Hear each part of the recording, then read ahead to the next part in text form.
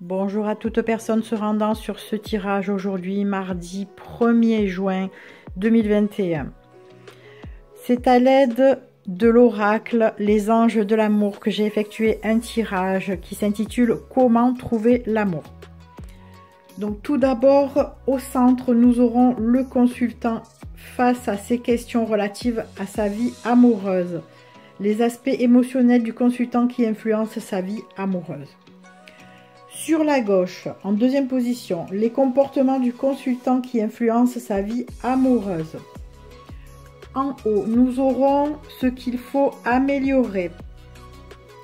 En bas, nous aurons ce qu'il faut changer.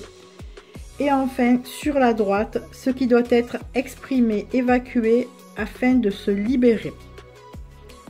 Alors, tout d'abord, au centre, nous avons le consultant face à son questionnement sur sa vie amoureuse avec la carte codépendance. Les dépendances affectent votre vie amoureuse.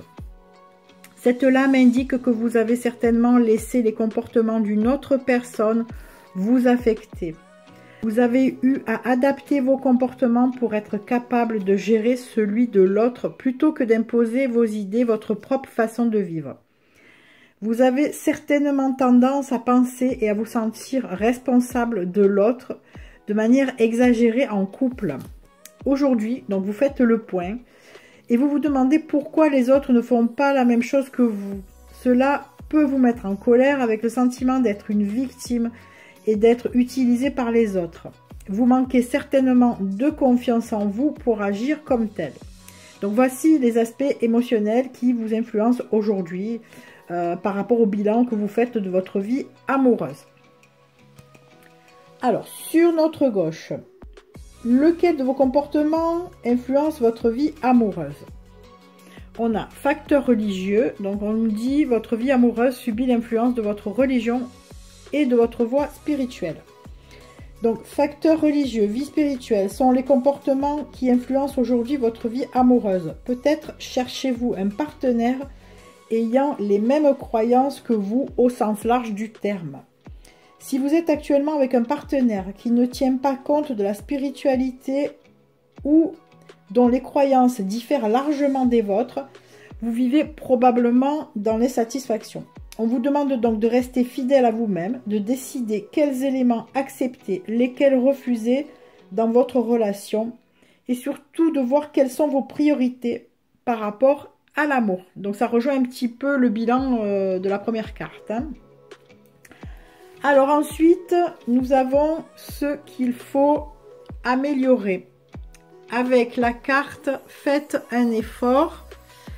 Le grand amour vaut bien le respect des étapes par lesquelles vous devez passer.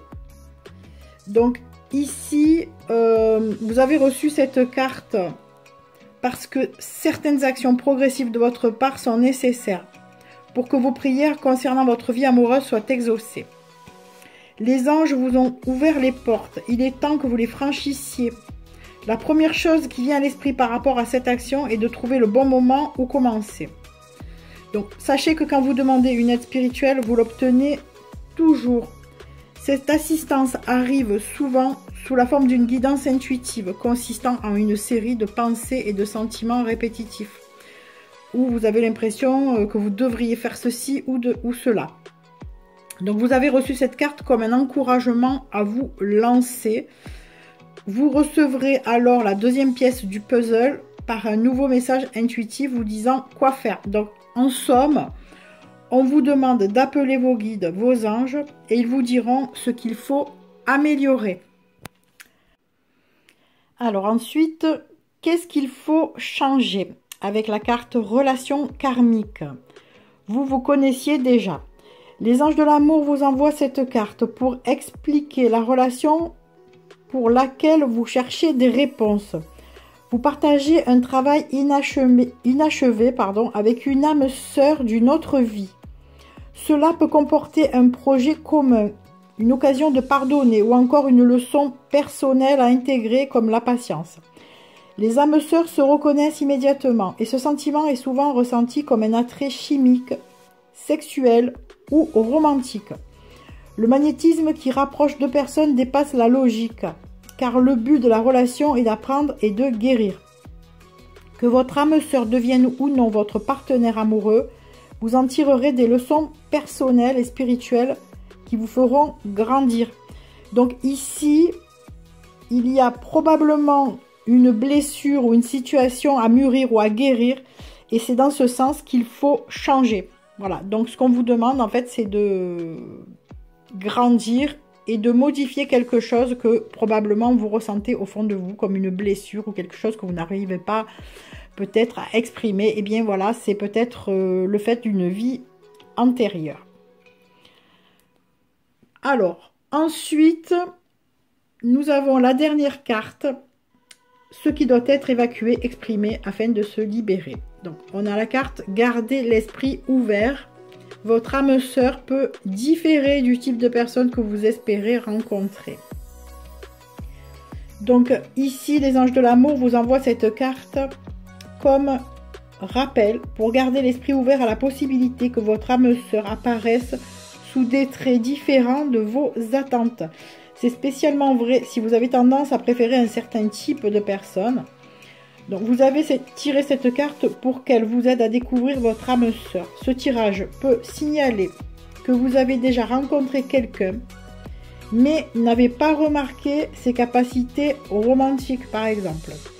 Prenez donc le temps d'apprendre à connaître les différentes personnes que vous rencontrerez, même s'il n'y a pas d'attraction au début. Alors en fait, ce que vous devez évacuer afin de vous libérer, c'est cette idée que vous vous faites de la personne idéale. Voilà, ce qui peut peut-être bloquer. Et si vous suivez ces conseils, eh bien, vous pouvez trouver certainement plus facilement l'amour. Donc j'espère que cette guidance vous aura éclairé. Je vous souhaite une agréable journée, puis je vous donne rendez-vous demain pour un nouveau tirage. Bisous, bisous à tous.